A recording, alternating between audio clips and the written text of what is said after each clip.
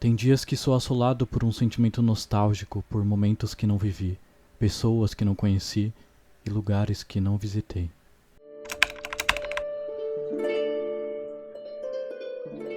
Nostalgia significa um estado de tristeza sem causa aparente, tendo sua definição inicial criada por volta do ano de 1688, ao descrever uma espécie de melancolia que os soldados suíços sentiam ao se lembrarem de suas batalhas no exterior. Também considerado uma patologia, já foi considerado uma doença mental, trazendo sintomas como o choro, arritmia cardíaca, anorexia, entre outros, onde a partir do século XX foi ressignificada e enquadrada na categoria de transtorno psiquiátrico, sendo os seus sintomas ansiedade, depressão, insônia, mas podendo apresentar as características já mencionadas anteriormente, sendo ligado intrinsecamente à memória.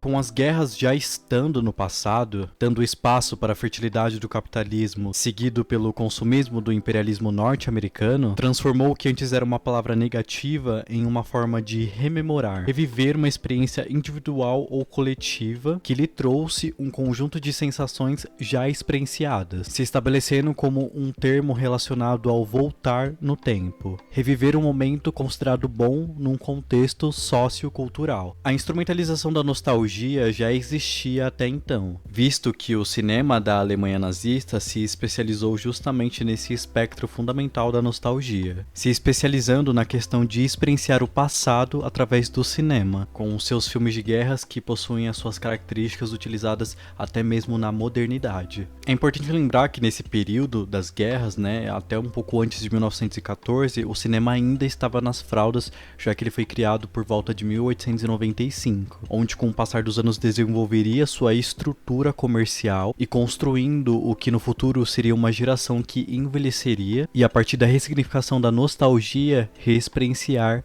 essas memórias, tendo no século XXI se consagrado no atual mercado de livros, cinema, jogos e qualquer tipo de entretenimento relacionado à cultura ou à cultura pop em geral. Apesar da nostalgia se manifestar nos mais diversos espectros sociais, ela tem ganhado popularidade e grande destaque no universo audiovisual e dos jogos, causando com a chegada da internet uma explosão de nostalgias, que de certa maneira são construídas para se estabelecerem dessa maneira, já que com a precarização do trabalho e da vida no geral, busca-se um momento na história onde as coisas funcionavam em algum tipo de falsa harmonia, um conforto para as memórias, o famoso na minha época era melhor. Isso se reflete nos atuais filmes comercializados, que apesar de serem vendidos como um passado novo ou remakes, partem da ideia de capturar aquele público para poder reviver um momento histórico culturalmente, com um objetivo estritamente comercial. Afinal, quem não assistiria a TV Globinho se ela voltasse? Mas e no dia seguinte?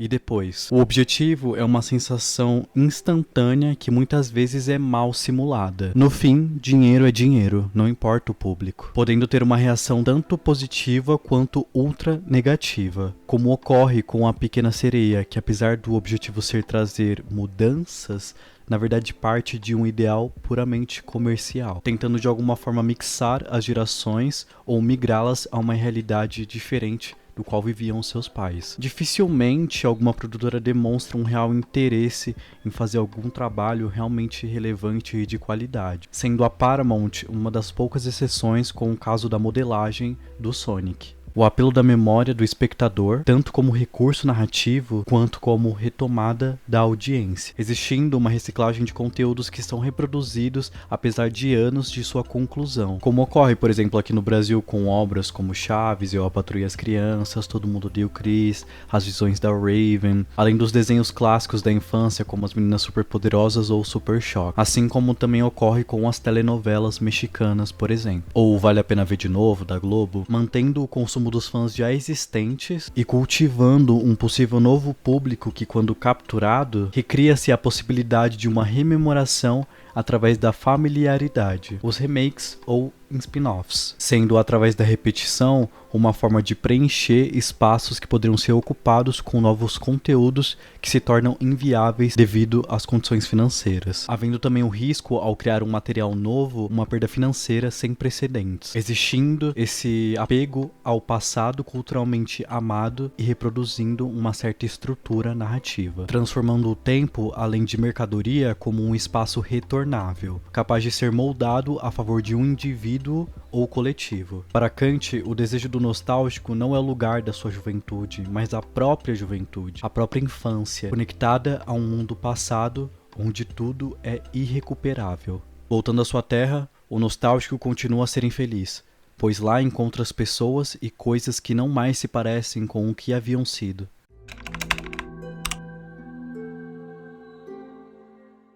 Não é de hoje que a franquia Resident Evil tem sofrido com a sua instrumentalização, a partir da sua popularidade, já que é um jogo que possui uma fanbase muito rica e muito bem estabelecida, mas que por alguma razão sempre é mal utilizada, mal aproveitada em suas representações, adaptações, não possuindo um real objetivo por trás da obra além do lucro em cima de um conjunto de memórias e sentimentos passados, causando frustração e eventualmente criando uma nova obra que, a partir da curiosidade, recicla esse ciclo de frustração e a busca por algo para suprir essa nostalgia, sempre trazendo essencialmente em todas as suas representações pequenas referências, que também são maneiras de representar essas nostalgias em menores escalas, as famosas migalhas, estando fadada a sucessivos fracassos, advindo de produtoras que não possuem um real interesse pela franquia ou pelo interesse do público, quebrando a regra apenas no universo dos jogos, como o remake do Resident Evil 1, originalmente lançado em 98 e tendo seu relançamento no ano de 2002, que foi um sucesso na indústria e na comunidade em geral, assim como foi o remake de Resident Evil 2.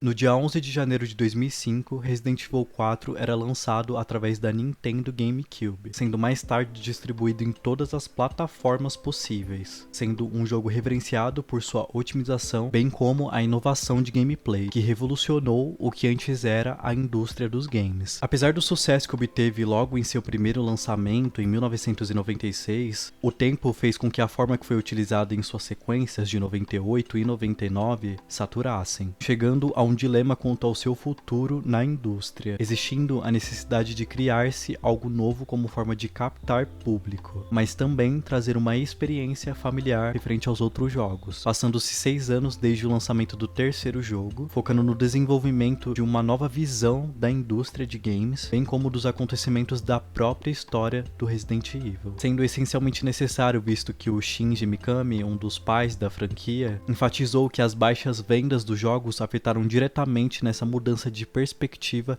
relacionada ao quarto jogo, que passou por diversas versões, sendo a mais famosa Resident Evil 3.5, que gerou a saga consagrada Devil May Cry. Como parte da saga principal, sendo uma continuação numerada, era de se esperar que uma mudança significativa fosse uma decisão polêmica, o que, com a introdução do personagem já apresentado no segundo jogo da franquia, Leon Scott Kennedy, em 1998, se tornasse também essencial para a recepção do público. Apesar dos riscos com as mecânicas novas, estética na perspectiva de terceira pessoa, bem como uma nova forma de contar-se histórias, ressignificasse a indústria dos games naquela época, trazendo mais tarde o que seriam sucessos absolutos como Uncharted, The Last of Us e qualquer outro jogo que parta da perspectiva em terceira pessoa, aprimorando a sua qualidade a um nível até mesmo surpreendente para os consoles da época, tendo ganhado diversos prêmios, sendo um deles o de melhor jogo do ano, ou como é mais conhecido, GOTY, além de provavelmente ser um dos jogos mais pirateados da história, criando na época uma visão tanto positiva quanto negativa em torno da saga, que eventualmente acabaria se desvirtuando dos seus ideais reverenciados a uma ação desenfreada sem propósito. Com o sucesso absoluto, era de se esperar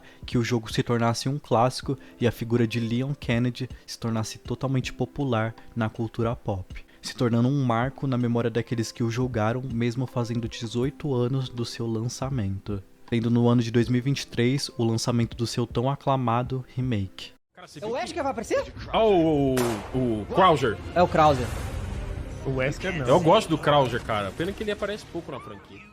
Com o aclamado sucesso e a eterna lembrança no coração dos fãs da franquia, assim como Resident Evil 4 em 2005, Resident Evil 4 Remake trouxe uma divisão na perspectiva do que se poderia esperar entre os fãs. Afinal, seria realmente necessário refazer uma obra tão bem consagrada e estabelecida? Desde o seu lançamento inicial, com o avanço da tecnologia e da internet na vida cotidiana, possibilitou a instrumentalização da nostalgia se desenvolver com ainda mais facilidade, devido também aos avanços gráficos tecnológicos, sendo o momento atual uma repetição de eventos passados, um palco para a criação de diversos remakes dos mais variados gêneros, existindo uma mixagem de realidades, como eu expliquei no vídeo da Red Pill a respeito do mundo virtual e o mundo real material, sendo propenso à criação de um tipo de paranoia social, distorcendo a realidade material em prol de uma ressignificação e validação de um conjunto de sentimentos, um desejo profundo de continuidade, criando um receio no que se poderia esperar no seu lançamento, já que a franquia estava passando por grandes mudanças desde o lançamento do quarto jogo lá em 2005, além de um fracasso audiovisual absoluto, apesar da grande bilheteria com os filmes, por exemplo, do Paul S.W. Anderson, mas que tem muito mais uma questão blockbuster de repente do que de realmente trazer um referencial dos games. E justamente devido a este fato, a comunidade desenvolveu uma certa resistência quanto às produções que viriam com o nome da franquia, já que advém de um histórico de pura comercialização do nome, nos gerando as pérolas como Resident Evil Bem-vindo a Raccoon City, Resident Evil a série feita pela Netflix e o fracasso que foi Resident Evil 3 Remake. Além de, como eu expliquei, os filmes do Paul S.W. Anderson, que foi o responsável por trazer a franquia para o cinema, sendo Resident Evil 4 Remake, assim como o seu antecessor, um fator decisivo no futuro da franquia e de suas adaptações. Como alguém que teve a oportunidade de jogar o então lançado Resident Evil 4 Remake, consigo compreender a revolta da comunidade quanto a um fato recente de apropriação do nome da marca em prol de uma comercialização ou uma validação profissional. De alguma forma ou de outra, a saga Resident Evil sempre vai estar conectada a essa dualidade da nostalgia, rememorando as diversas produções em busca de tentar suprir aquela sensação que todos tivemos ao jogar os jogos da saga Resident Evil, sendo através do seu passado, Resident Evil 4 Remake uma carta de amor aos fãs, que tanto sofrem com obras apelativas a um sentimento em comum, tornando um referencial de remakes e uma perspectiva otimista da nostalgia. O sentimento de nostalgia em si não é um problema, mas sim a comercialização irresponsável desse estado, que reafirma um sentimento profundo de apego ao passado e não de carinho. Afinal, a nostalgia faz parte da vivência humana, mas não pode ser o seu único caminho.